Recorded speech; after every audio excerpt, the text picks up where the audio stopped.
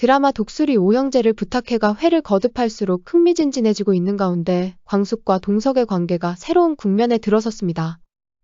지난 에피소드에서 동석은 만취한 광숙을 보고 두근거림을 느끼는데요. 광숙은 술에 취해 자기도 모르게 동석의 어깨에 잠시 기댄 것뿐이었지만 동석에게는 이게 커다란 의미로 다가온 것 같습니다. 오랫동안 사별한 아내를 그리워하며 그 어떤 여자에게도 마음을 주지 않고 살아왔던 동석. 완벽주의자인 그가 결국 이렇게 허당끼 투성인 광숙에게 마음을 빼앗기게 되는 것 같습니다. 하지만 앞으로 한동안은 동석이 자신의 감정을 눈치채지 못할 듯 하네요. 다음의 예고에는 광숙에 대한 설레임을 심장에 문제가 생긴 거라 착각하는 동석의 모습이 포착됩니다. 머리로는 아니라고 부정해봐도 광숙만 보면 쿵쾅대는 심장 때문에 동석의 마음이 꽤나 혼란스러워질 것 같네요.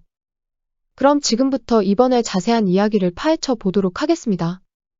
광숙에 대한 오해가 풀린 동석은 그녀를 꽃뱀으로 몰아간 것에 미안해하는데요.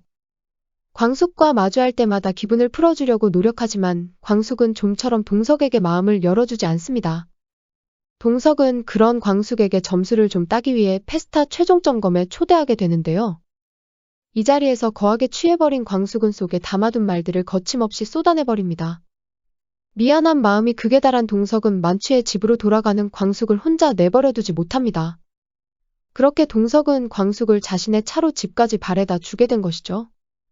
바로 이 차 안에서 광숙은 동석의 마음을 송두리째 빼앗아버리고 마는데요. 단순히 어깨에 기댄 것만으로 동석의 마음이 움직인 건 아닐 겁니다.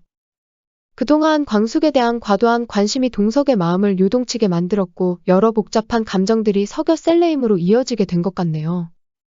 그런데 문제가 하나 있습니다. 그건 다름 아닌 광숙이 동석을 남자로 생각하고 있지 않기 때문이죠.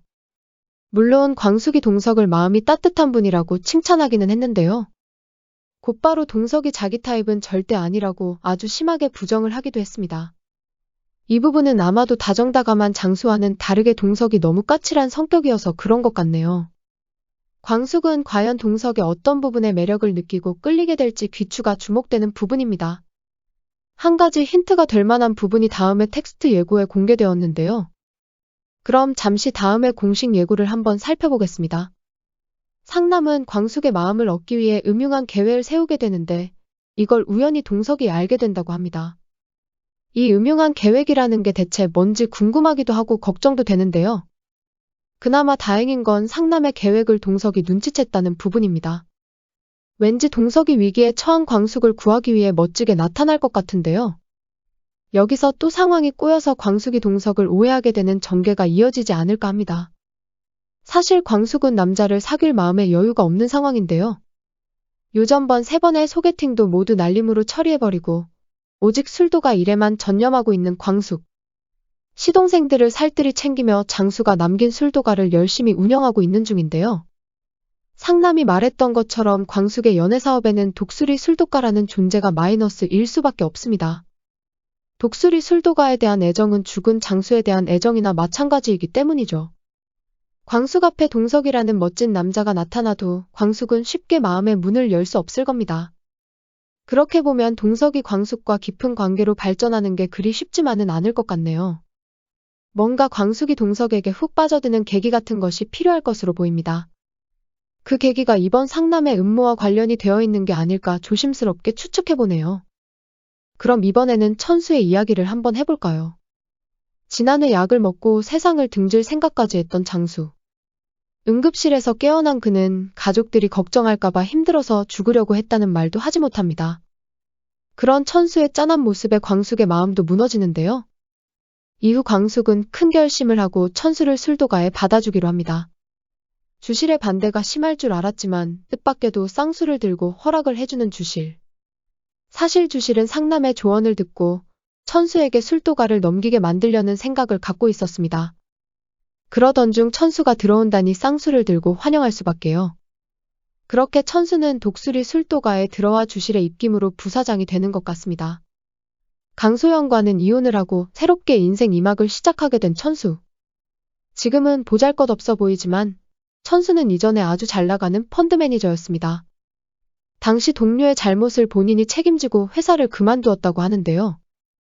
독수리 술도가의 부사장이 된 천수가 앞으로 어떤 활약을 펼쳐 보일지 벌써부터 너무 기대가 됩니다. 그런 가운데 옥분과 흥수의 관계가 심상치 않습니다. 물론 좋은 쪽이 아닌 나쁜 쪽이라 문제인데요.